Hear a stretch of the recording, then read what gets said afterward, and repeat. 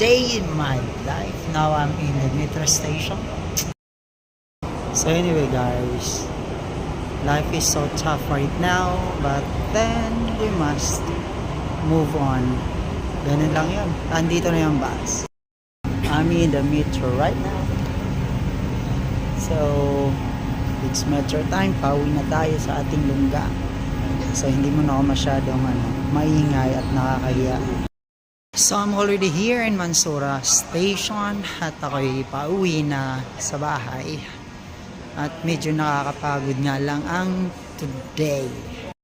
Kinda weird though when most of the time I felt like giving up because of so many things. However, life must go on. Hindi pwedeng ganun lang, no? But anyway, hanggang dito na lang muna kasi